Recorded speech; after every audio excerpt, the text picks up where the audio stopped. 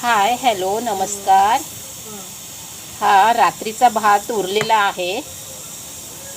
तो प्रश्न पडतो काय करायचं. मग आता मी त्याची एक रेसिपी बनवते. नक्की व्हिडिओ पूर्ण बघा प्लीज.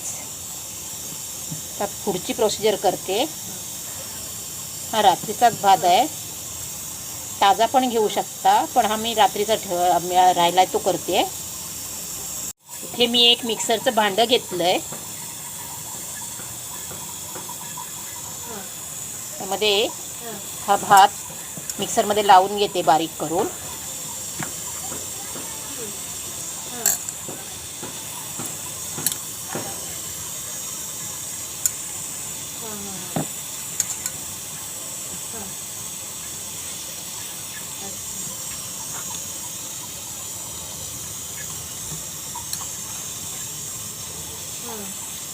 मी ह्या शिळ्या भाताची एक रेसिपी बनवते. फुकट न घालवता त्याचा असा वापर करते.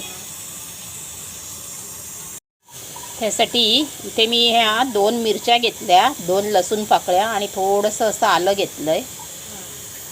आता हे मिक्सरमध्ये लावते. एकदा मिक्सरमध्ये फिरवून घेतलंय. आता त्यामध्ये मी ही अर्धी वाटी रवा घेतलाय, तो घालून घेते.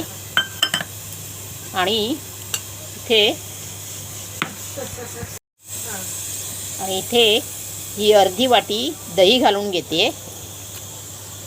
दही फ्रीजमध्ये ठेवल्यामुळे जरा कडक झालं इथे. आता हे सर्व मी बारीक करून घेते. अर्धी वाटी पाणी घालून घेते.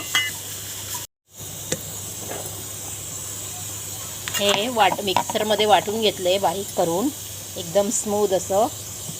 आता पुढची कृती करते. तर हे मी सगळं काढून घेते एका भांड्यामध्ये. शिळा भात फेकून देण्यापेक्षा त्याचा असा वापर करायचा, खूपच छान आहे. फेकून देण्यापेक्षा किंवा शिळा खाण्यापेक्षा ही अशी आयडिया खूप छान. हे आता मी 15 ते 20 मिनिटं बाजूला ठेवून देते, कारण ह्यामध्ये रवा आहे. रवा पाणी ॲब्झॉर्ब करेपर्यंत मी बाजूला ठेवते आणि त्यानंतर मग पुढची कृती करते.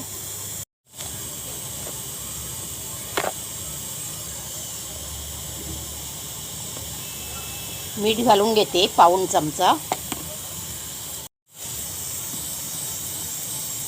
बॅटर बघा अगदी परफेक्ट आहे.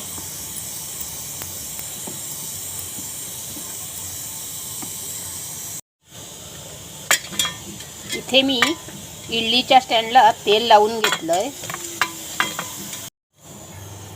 अगदी कमी तेलामध्ये होणारी ही रेसिपी आहे. मी शिळ्या भातापासून इडली बनवते आहे. याचे डोसे पण होऊ शकतात. कोणाला घरात कळणार नाही की हे शिळ्या भातापासून बनवलेली रेसिपी आहे. असे सर्व मी स्टँडला तेल लावून घेते. इथे मी पाणी गरम करायला ठेवलं आहे छोट्या कुकरमध्ये. थोडासा अगदी पाव चमचा छोटा सोडा घालून घेते, बेकिंग सोडा. आता हे फेटून घेते चांगलं.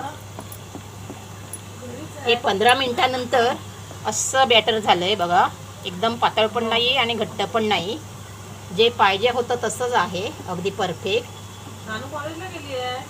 आता हे इडली स्टँडमध्ये घालून घेते.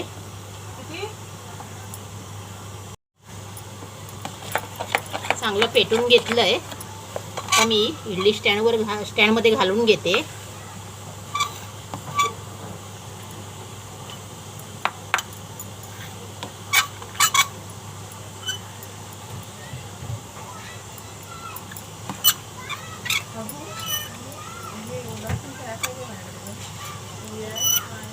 असं बाकीचे पण असेच घालून घेते सर्व. हे बघा असं घालून घेतलंय आणि असं टॅप करायचं. आता हा स्टँड मी कुकरमध्ये ठेवला आहे. आता 15 मिनिटं मी हे वाफवून घेते. शिटी न लावता फक्त नुसतं झाकण लावून शिटी काढून घेते. विदाऊट शिटी मी 15 ते 20 मिनटं वाफवून घेते. छान जाळी पडली आहे डोशाला.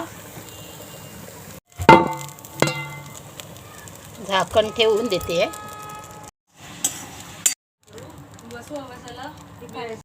शिळ्या भातापासूनची इडली आणि डोसे तयार आहेत.